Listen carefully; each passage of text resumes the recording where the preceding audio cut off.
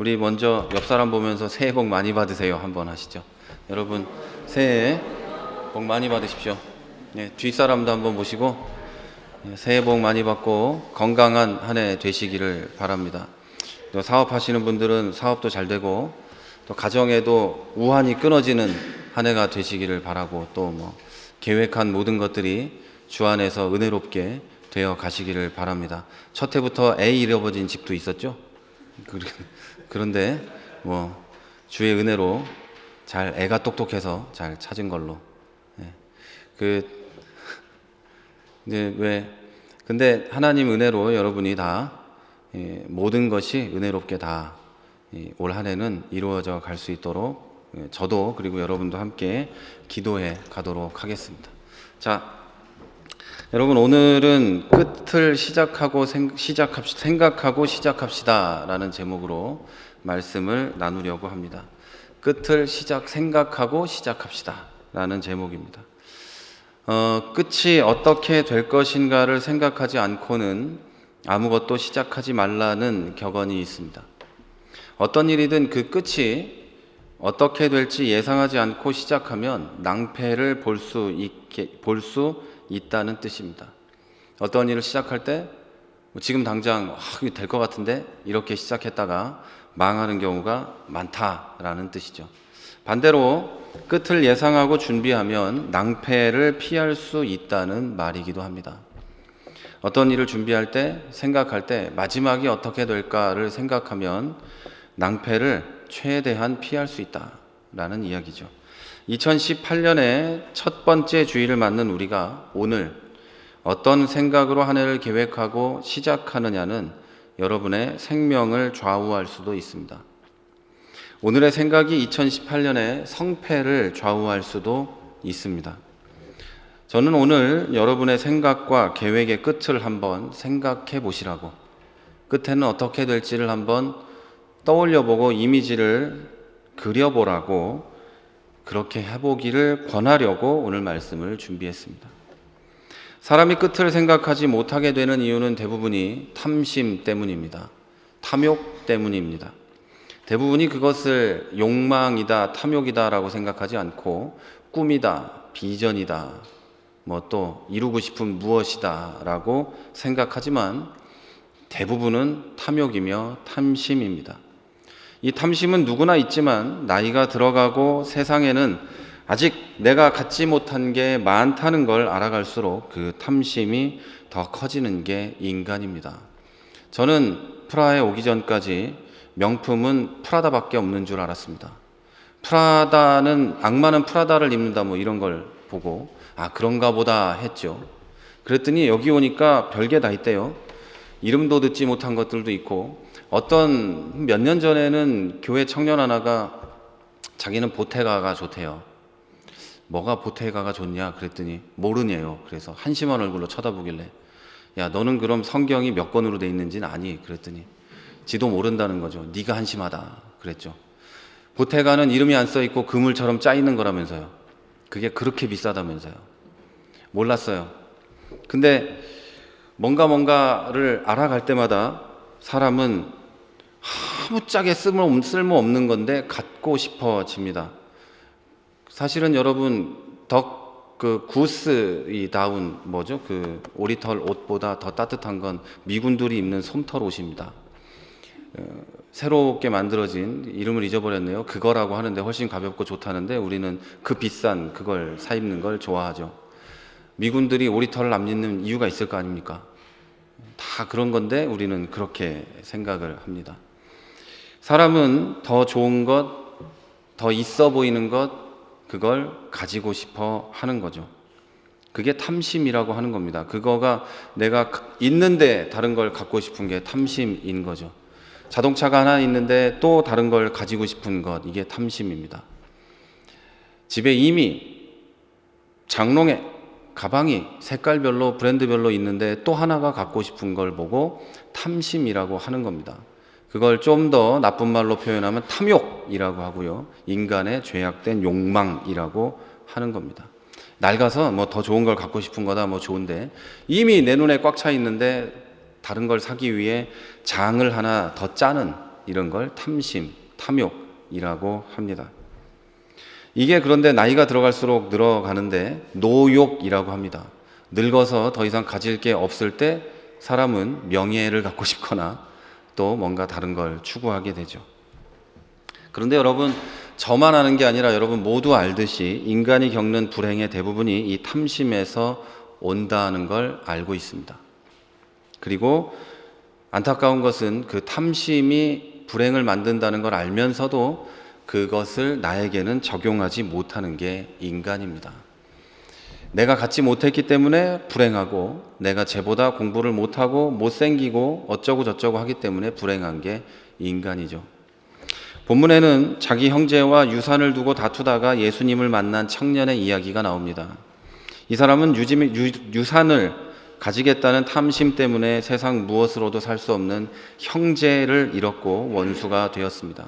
아마도 아버지가 형에게 또는 동생에게 유산을 다 물려준 것 같습니다. 이 인간 하는 짓으로 봐서는 이 아이한테 유산을 안 물려준 이유가 분명히 있을 것 같은데, 이 사람이 법정에도 가보고 세상 모든 걸 다 했지만 안 돼서 결국 그 똑똑하고 지혜롭다는 선생님 예수님에게 찾아간 것 같습니다. 그래서 예수님에게 그 많은 무리들 가운데 한 명이 소리쳐 외칩니다. 선생님, 우리 형에게 얘기해서 유산을 좀 나눠주라고 하십시오 라고 얘기합니다. 형이 옆에 있었을지도 모르죠. 그때 예수님이 이렇게 얘기합니다. 내가 네 재판장이냐? 내가 물건을 나눠주는 사람이냐? 그렇게 책망하시죠. 그리고 그곳에 모인 사람들에게 이렇게 얘기하십니다. 모든 탐심을 물리쳐라. 생명은 소중함에, 소유에 넉넉함에 있지 않다. 예수님께서 탐심과 생명을 연결하셨다는 거에 여러분 주목하셔야 합니다. 탐심은 생명과 연관됩니다. 그냥 가지지 못하고 가지고의 문제가 아니라는 거죠. 성경은 일관되게 탐심에 대해서 경고하고 있습니다. 그리고 탐심이 지금보다 더 부유하게 되려는 마음이라고 이야기합니다. 그걸 현대사회에서 뭐라고 이야기한다고요? 비전, 꿈, 소망 이런 걸로 포장을 해놨죠. 디모데전서 6장 10절부터 11절 말씀을 보면 탐심은 모든 악의 뿌리이며 파멸과 멸망에 빠지게 하고 믿음에서 떠나게 한다고 이야기합니다. 읽어드릴게요. 부하게 하려는 자들은 시험과 올무와 여러 가지 어리석고 해로운 욕심에 떨어지나니 곧 사람으로 파멸과 멸망에 빠지게 하는 것이라. 돈을 사랑함이 일만하게 뿌리가 되나니 이것을 탐내는 자들은 미혹을 받아 믿음에서 떠나 많은 근심으로써 자기를 찔렀도다. 돈을 사랑해서 여러분이 얻은 건 뭐가 있는지 여러분이 아시죠? 돈을 사랑해서 돈을 더 가지고 싶어서 여러분이 얻은 건 뭡니까? 더 부유한 삶을 얻었을 수 있는데 계속해서 더 가지고 싶죠. 더 얻고 싶고 더 많은 걸 추구하게 되죠. 그래서 결국 미혹을 받아 믿음에서 떠나는 경우도 많이 있습니다. 이스라엘 사람들이 출애굽해서 가나안을 정복해 가는 도중에, 출애굽해서 가나안으로 가는 도중에 전쟁을 합니다. 그리고 거기서 아간이라는 자가 탐심을 가지고 전리품을 도적질함으로 아골 골짜기에서 돌에 맞아 죽었습니다. 엘리사의 사환이죠. 엘리사라는 선지자의 몸종이었던 게하시의 탐심은 거짓말을 하게 해서 한센병에 걸리게 했습니다. 여러분 잘 아시는 가룟 유다의 탐심은 헌금을 훔치는 자로 만들었고 결국 예수님을 배반하고 단돈 은 30에 지 선생님을 팔게 만들었습니다. 아주 못된 인간 말고는 부모가 정말 성격이 이상하지 않는 이상은 유다라는 이름을 쓰지 않습니다. 그죠? 여러분 그 옛날 노래 좋아하시는 분들은 주다스 프리스트를 아실 텐데 유다의 사제들이란 뜻이잖아요. 아주 이상한 이름을 붙인 애들인데 노래는 좋아요. 그런 사람들 말고는 유다라는 이름을 쓰지 않습니다. 우리나라에 자기 자식한테 놀부 이런 이름 붙이는 사람은 없잖아요. 이시 중에 완용이라는 이름을 자식한테 붙이는 사람도 없잖아요. 안 그래요? 있나? 여러분 아는 사람 중에 이완용 있어요? 이완용? 있어요? 이완용이라는 이름을 저는 못 들어봤어요. 박완용도 못 들어본 것 같고. 있어요? 없잖아요. 이런 이름은 수치스러운 이름이죠. 다만 이 사람이 탐욕 때문에 그랬다는 거예요. 여러분, 탐심은 이렇게 불행한 결과를 가져옵니다. 제가 성경에 있는 예를 다 설명하지 않아도 여러분은 모두 이 탐심의 예를 알고 있습니다. 그리고 여러분도 경험하셨을 겁니다. 가지지 못한 것 때문에 받았던 고통, 물건만이 아니라 사람, 사랑, 친구, 공부를 잘하고 싶은데 머리가 너무 나빠서 여러 가지 고통을 여러분 누구나 다 경험을 했을 겁니다. 그럼에도 불구하고 더 가지려고 하는 게 왜 문제냐고 반문하는 분들도 있을 겁니다. 열심히 일하며 사는 것과 탐심을 여러분은 구분할 수 있지 않습니까? 열심히 일해서 소유를 늘려가는 것과 탐욕을 여러분은 구분할 수 있잖아요. 저는 탐욕에 대해서 얘기하는 겁니다. 내가 열심히 일해서 내 가정을 돌보고 더 많은 것을 소유하며 많은 사람을 사랑하고 돌보며 사는 것이 나쁘다는 게 아니고요. 다만 가지기 위해서, 더 부유하기 위해서 뭔가를 노력해가고 투쟁해가는 것을 탐심이라고 하는 거죠. 우리 다 알고 있지 않습니까? 또 과거에 내가 아무런 욕심이 없어서 만족하며 살았다면, 자족하는 것을 배웠었다면 나의 지금은 무엇이 달랐을까를 여러분도 아시지 않습니까? 만약에 생각을 안 해봤다면 이제 한번 생각해 보시기 바랍니다. 여러분, 지난 세월 우리가 죄를 짓고 또는 죄가 없더라도 절망에 빠지고 믿음에서 떠나고 도둑질하고 거짓말하고 배반하고 영혼이 병들었던, 그래서 우리가 불행했던 것은 사실 탐욕 때문이지 않습니까? 물질적, 인간적, 도덕적, 학문적, 직업적 온갖 탐심이 우리를 병들게 하고 고통스럽게 한 겁니다. 목회자가 탐욕스러워지면 어떻게 될까요? 목회자가 탐욕스러워지면 대부분이 돈을 탐할 거라고 생각하는데 그렇지 않습니다. 목회자가 탐욕스러워지면 돈을 탐하는 게 아니라 명예를 가지고 싶어 합니다. 교회를 그래서 키우고 싶어 하고 교회 사이즈를 불려서 명예를 가지고 싶어 하죠. 그리고 내 마음대로 다 하고 싶어 합니다. 여러분, 보통 사람이 탐욕스러워지면 돈을 갖고 싶어 할 것 같지만 탐욕의 끝은 명예입니다. 그래서 명예를 잃으면 모든 걸 잃는 게 되는 거죠. 보통 남자들이 늙으면 명예를 가지고 싶어 해요. 돈을 많이 가지면 이제 성공하고 애들도 다 컸고 할 일이 없으면 이제 뭐 하고 싶어 하죠? 정치하고 싶어 하고. 그래서 이 국회의원들이, 한국의 의원들이 해외에 나와가지고 당신 의원 시켜줄게 뭐 이런 걸로 해서 돈 뜯어가면서 이 명예를 얻어가려고 하죠. 그리고 망해버리는 것도 있습니다. 여러분, 마지막은 돈이 아니에요. 여러분이 돈 몇 푼에 애쓰고 있는 건 그렇게 큰 탐욕은 아니에요. 모든 인간이 그럴 수밖에 없는 거겠죠. 더 큰 탐욕은 인간을 가지고 싶어 하는 것, 도덕적으로 어떻게 무슨 수를 써서든 깨끗한 사람으로 보이려고 하는 것, 어떻게 해서든 똑똑해 보이려고 하는 것, 어떻게 해서든 내 직업에서 최고의 자리에 올라가서 남을 호령하고 싶어 하는 것, 이런 것들이 더 위험한 탐심입니다. 여러분, 이제 새해에는 이런 탐욕을 물리치고 자족하는 삶을 사시기 바랍니다. 내 자리에, 내 위치에, 내가 가진 것에 만족하시기 바랍니다. 사도 바울은 가난과 부유함의 일체의 비결을 알았다고 합니다. 이 사람은 돈만 많았다 적었다 한 게 아니라 지위도 많았다 적었다 했고 자기의 지식도 많았다 적었다 하면서 인생을 살았습니다. 여러분이 가난과 부유함의 일체의 비결을 알아서 새해에는 더 하나님 앞에서 만족하며 평안함을 누리시는 한 해가 되시기를 주의 이름으로 부탁을 드립니다. 그러면 사람이 끝을 생각하지 못하고 탐욕에 빠지는 이유가 뭘까요? 여러 이유가 있을 텐데 그 가운데 가장 중요한 것은 인생의 남은 날을 세지 않기 때문입니다.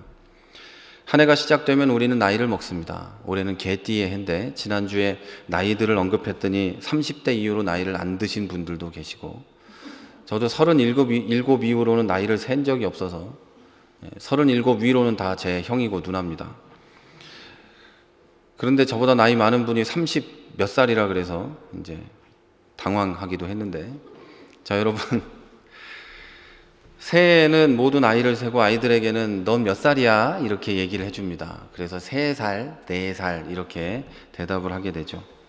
지금 내가 몇 살인가는 내가 이만큼 나이를 먹었다고 어깨에 힘주는 때는 20대에서 몇 살까지고 그 이후의 사람들은 이제 다가오는 무덤에 들어갈 날을 생각해야만 합니다. 안 그래요? 이제 살 날이 살아온 날보다 적은 분들이 있잖아요. 여러분 100세 시대라고 해도 100살까지 못 살걸요? 그런 식으로 살면 그 100살까지 살려면 피나는 노력을 해야 돼요. 병원도 많이 가야 되고 뭐 약도 여러 개 먹어야 되고 그럴 텐데. 그런데 안타까운 것은 우리는 나이만 세지 얼마 남았는지는 계산하지 않는 게 일반적입니다. 하지만 지혜로운 사람들은 남은 날을 계산하고 남은 날을 알고 싶어 합니다. 그래서 하나님의 사람 모세는 하나님께 이렇게 기도합니다. 우리에게 우리 날 계수함을 가르치사 지혜의 마음을 얻게 하소서. 이 기도는 내가 얼마나 살까를 하나님 가르쳐 주세요라는 이야기입니다. 그래서 얼마나 살지를 알면 당연히 지혜로워진다는 이야기를 하는 겁니다.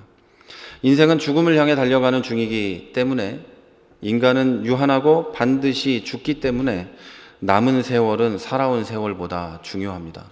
몇 살 먹었는가는 사실은 중요하지 않습니다. 여기 우리 언니가 21살인가요? 21살 먹은 건 얼마 안 중요합니다. 몇 년 남았는지가 중요한 거죠. 언니가 악담이 아니에요. 1년만 살지 앞으로 50년을 살지 아무도 모른다는 거죠. 여러분, 얼마를 살지를 아는 것은 분명히 지혜로운 마음입니다. 더 분명한 것은 남은 세월이 한정되어 있고 우리가 아무리 애를 써도 늘릴 수 있는 연수가 얼마 되지 않다는 겁니다. 그리고 그 마지막 날 직후에는 하나님 앞에 서고 우리의 살아온 날이 나도 잃어버린 모든 것이 하나님 앞에 드러나게 된다는 겁니다. 그리고 주의할 것은 우리 젊은 청년들에게 농담 삼아 얘기하는 거지만 여러분 죽고 난 뒤에 여러분 컴퓨터는 누군가 봅니다. 확실히 알아야 됩니다. 여러분 컴퓨터와 스마트폰은 누군가 분명히 봅니다. 근데 더 분명한 것은 병원에 입원해서 병으로 죽는 게 아니라 어느 날 갑자기 죽으면 틀림없이 본다는 겁니다. 지운 것도 봅니다. 왜 죽었는지 알아야 되기 때문에 경찰들이 하는 방식으로 다 뜯어봅니다. 그러니 조심하시기 바랍니다. 그리고 디지털 세상에 나도 모르게 남겨놓은 모든 것들은 온 세상에 남겨집니다. 알아두시기 바랍니다. 여러분의 남편과 아내가 어느 날 몰래 첫사랑과 나눴던 제 대화가 여러분이 죽고 나면 들어가게 됩니다. 여러분, 그런 거는 농담 삼아 하는 얘기지만 여러분이 잃어버린 모든 것들도, 잊어버린 모든 것들도 하나님 앞에 드러나게 됩니다. 본문에서 예수님께서 예로 드신 한 부자는 그 돈 나눠달라는 사람 말고 그 뒤에 예수님이 예를 듭니다. 그 부자가 나오는데요. 이 사람은 인간적인 면으로 살펴보면 아무 잘못이 없습니다. 이 사람은 성실하게 농사를 지어서 열심히 일해서 풍성한 수확을 거두었습니다. 그리고 추수한 것이 많다고 오케이 다 써버리자 하고 흥청망청 쓰면서 놀러 다닌 사람도 아닙니다. 지금 내 곳간이 작으니까 창고를 더 크게 지어서 이것들을 보관해야겠다, 저축해야겠다라는 생각을 했습니다.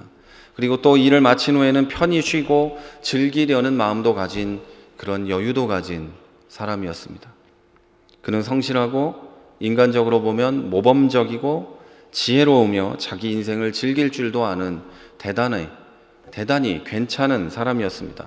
제가 예수 안 믿었으면 이런 사람처럼 되고 싶을 거예요. 죽도록 일해서, 열심히 일해서 많은 것을 얻고 저장해 놓고 저축해 놓고 어느 정도는 놀고 먹고 하고 싶은 생각이 있습니다. 언제 얘기하지 않았나요? 제 꿈이 놀고 먹는 거라고? 옛날에 한번 얘기한 것 같은데, 여러분은 그런 꿈을 갖고 있지 않습니까? 나중에 늙어서 아무것도 안 하고 놀고 먹는 그런 꿈을. 없네. 저만 속물 뭐 이런 것 같은데 그런 꿈이 있었었다라는 얘기예요. 그런데 여기 나오는 이 사람은 단 한 가지 실수한 게 있습니다. 자기 남은 연수를 계산하지 않고 더 많은 걸 가져서 더 즐겁게 살려고 했습니다. 그러나 하나님은 그에게 오늘 밤에 너를 데려가겠다라고 이야기합니다. 그러면서 하나님이 이렇게 얘기하십니다. 어리석은 자여, 오늘 밤에 네 영혼을 도로 찾으리니 그러면 너의 준비한 것이 누구의 것이 되겠느냐. 여러분이 열심히 돈 벌고 모아놓고 앞으로 남은 생활을 이렇게 해야지라고 한 것이 여러분이 갑자기 하나님이 데려가시면 누구 거가 될까요? 누구 것이 될까요? 이제 이 농부의 재물들은 어쩌면 자식들의 다툼을 유발하거나 허랑방탕한 자식에게 가서 그 자식도 망치고 돈도 헛되게 쓰이는 상황이 될 수도 있습니다. 앞에 유산 가지고 싸우는 사람들의 이야기 후에 이야기가 나왔다는 건 너의 돈이 너의 자식들에게 또는 누군가에게 분란의 다툼의 싹이 될 수 있다는 이야기를 예수님이 하고 싶으셨던 것도 같습니다. 여러분, 2017년이 지나고 이제 2018년이 되었습니다. 어떤 분은 인생의 마지막 해에 온 분도 있을 겁니다. 올해가 마지막일 수도 있습니다. 어떤 이에게는 이제 남은 해가 2년밖에 남지 않았을 수도 있습니다. 여러분, 박명수가 늘 하는 말이 있죠. 오는 건 순서가 있어도 가는 건 순서 없다. 인생의 진리죠. 수십 년 남은 분도 있겠죠. 골골 80까지 산다고 매일 병원 다니면서 80, 100살까지 살 수도 있겠죠. 그러나 너무너무 건강해서 병원이라고는 모르다가 어느 날 갑자기 하나님이 데리고 갈 수도 있겠죠. 여러분, 오늘 한 해를 시작하는 이 시점에 남은 세월을 한번 계산하고 지나가 보시기 바랍니다. 얼마나 남았을까? 내가 눈앞에 있는 이 사람들을 볼 날이 얼만큼 남았을까?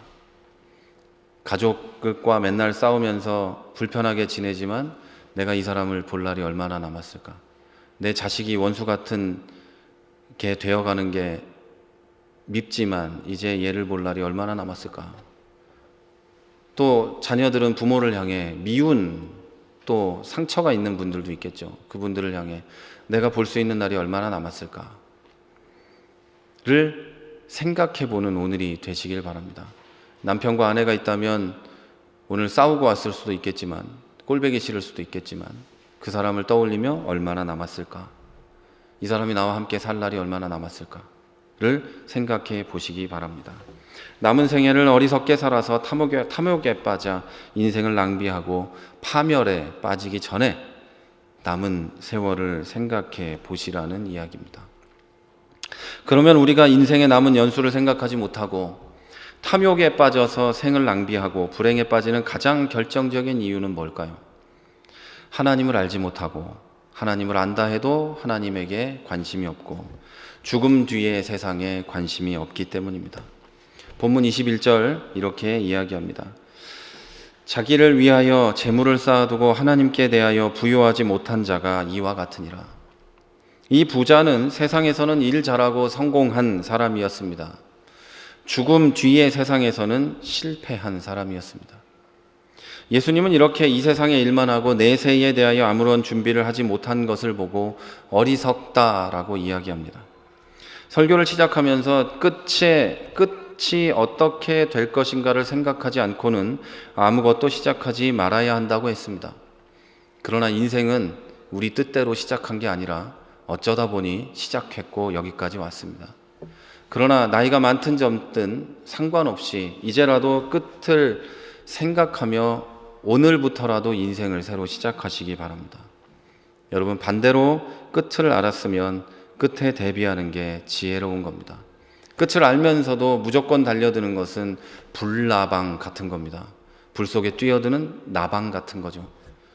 죽는 것과 똑같은 건데 불이 좋아서 뛰어드는 거니까요. 그러면 우리가 천국에 대해서 준비해야 하는 것은 과연 무엇이 있을까요? 성경은 그것에 대해서 아주 간단하게 이야기합니다. 구원을 준비해야 되고 영생을 준비해야 되고 예수 그리스도를 믿음으로 그것은 준비된다고 이야기합니다. 우리가 준비할 거는 많지 않아요. 예수님이 준비하셨고 예수를 믿으면 됩니다.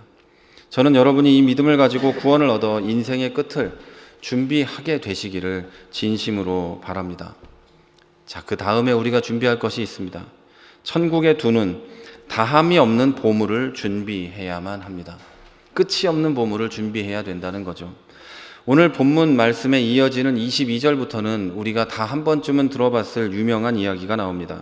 너희 목숨을 위해 무엇을 먹고 무엇을 입을지 걱정하지 마라. 공중에 나는 새도 들에 핀 백합화도 다 하나님이 먹이고 입히신다. 그런 것들은 세상의 백성들이 구하는 것이다. 너희는 하나님의 나라의 백성이다. 하나님의 나라를 구하며 살아라. 나머지는 하나님이 덤으로 주신다. 너희 마음이 있는 곳에, 너희 보물이 있는 곳에 너희 마음이 있다. 보물을 땅에 쌓아두는 사람은 땅에 마음이 있고 하나님께 쌓는 사람은 그곳에 마음이 있다. 이 말씀을 하신 거죠.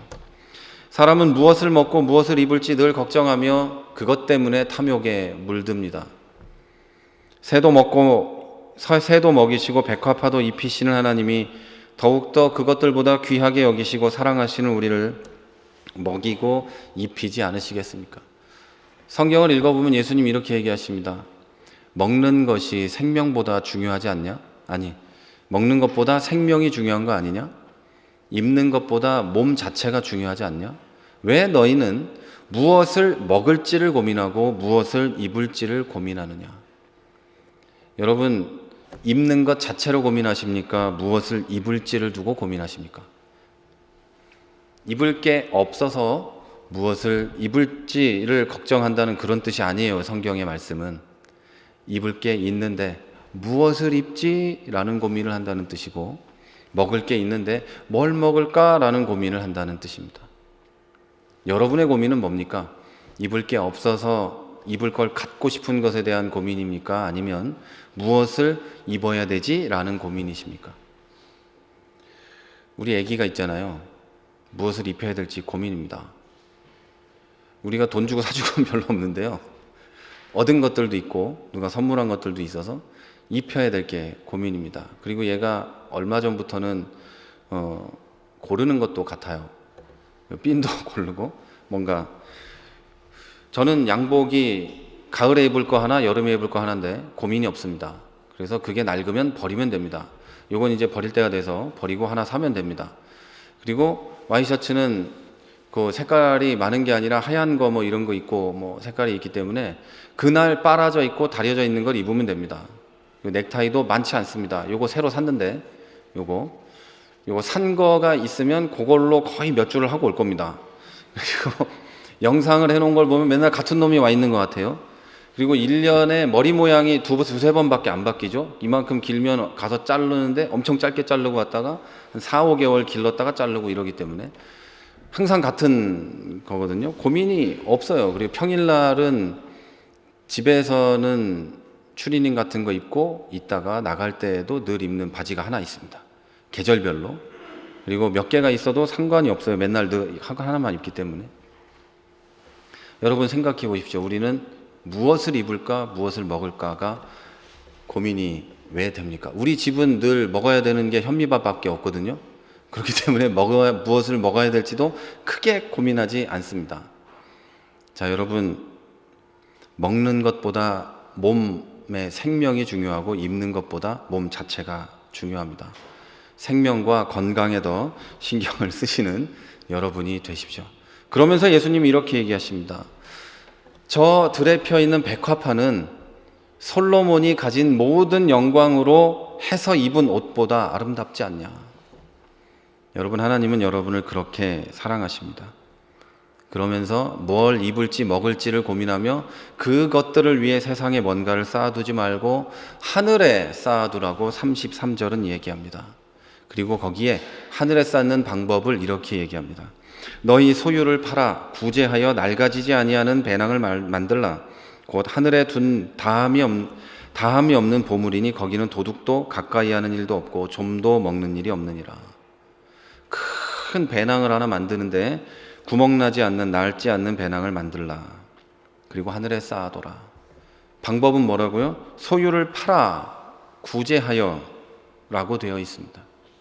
사랑하는 여러분, 세상에 쌓아두는 것들은 언젠가 썩고 무용지물이 되고 가족의 분란의 씨앗이 되고 나를 죄에 빠지게 하고 도둑을 맞기도 합니다.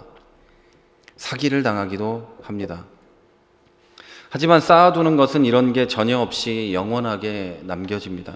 그렇게 쌓는 방법은 그만 가지려 하고 소유를 줄이고 팔아서 구제하는 겁니다.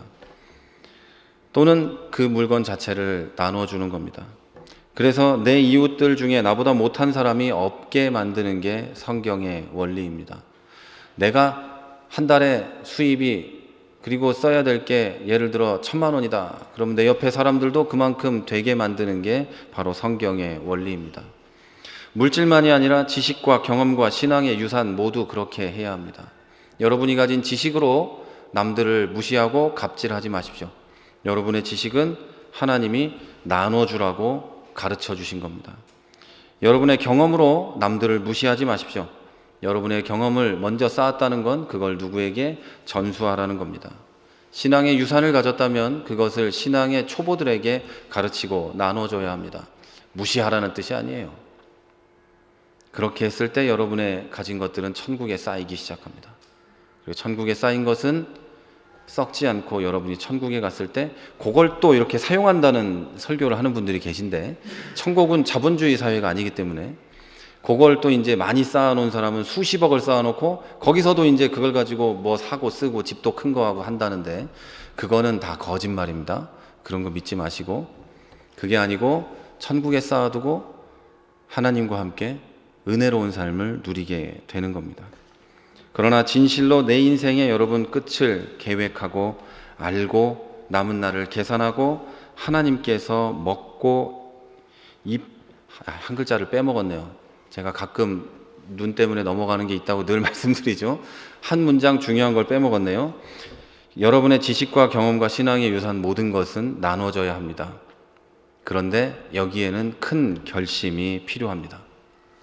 그러나 진실로 내 인생의 끝을 알고 끝까지 남은 날을 계산하고 하나님께서 먹고 입는 것을 책임진다는 믿음이 있는 사람이라면 그다지 큰 결심이 필요하지 않을 겁니다. 나눠지고 하는 게 어렵지 않을 거예요. 왜냐하면 내가 쌓아두는 게 더 갖고 싶고 혹시 모를 것들을 위해 쌓아두는 거라면, 하나님을 믿는다면, 그분이 나를 사랑한다는 걸 충분히 안다면 두렵지 않을 겁니다. 또한 세상에서 삶은 길면 100년이지만 천국에선 영원히 살아야 한다는 걸 믿으시기 바랍니다. 천국에서 영원히 산다는 건 두 가지 의미입니다. 영생 죽지 않고 산다는 것, 이거 굉장히 무서운 겁니다. 여러분, 그게 아무것도 아닌 것 같습니까? 지금까지 살면서 혹시 사는 게 지겹다고 느껴본 적 없습니까? 이제 끝내고 싶다라는 생각 해본 적 없습니까? 근데 천국은 영원히 살아야 합니다. 그런데 죽은 뒤에 가는 곳은 천국만은 아닙니다. 두 곳입니다. 오늘은 기쁜 날이니 천국만 얘기할게요. 자, 여러분, 영원히 천국에서 사셔야 합니다. 거기서 하나님과 즐겁게 보내실 줄로 믿지만 세상보다 영원히 사는 그곳이 저는 중요하다고 믿습니다. 본문에서 단락은 이렇게 마무리됩니다. 너희 보물이 있는 곳에 너희 마음도 있다. 여러분의 보물은 영원한 곳에 있습니까? 아니면 유한한 이곳에 있습니까? 여러분의 마음은 어느 곳에 있습니까? 죽음이 반드시 오는 것처럼 마지막도 반드시 옵니다. 언제인지 모르지만 그날은 옵니다. 오늘 한번 그날을 생각해 보십시오. 2018년의 승리와 생명은 그 보물을 어디에 두기로 결정하는 오늘에 달려 있습니다. 이제 2018년의 보물을 어디에 둘지 결정하시기 바랍니다. 그리고 하나님께서 주시는 평안과 솔로몬의 영광으로 얻는 것보다 훌륭한 하나님의 돌보심을 경험하는 여러분이 되시기를, 그리고 여러분의 가정과 사업장과 일터와 삶이 되시기를, 특별히 여러분의 부모 형제가 되기를 주 예수 그리스도의 이름으로 축원합니다.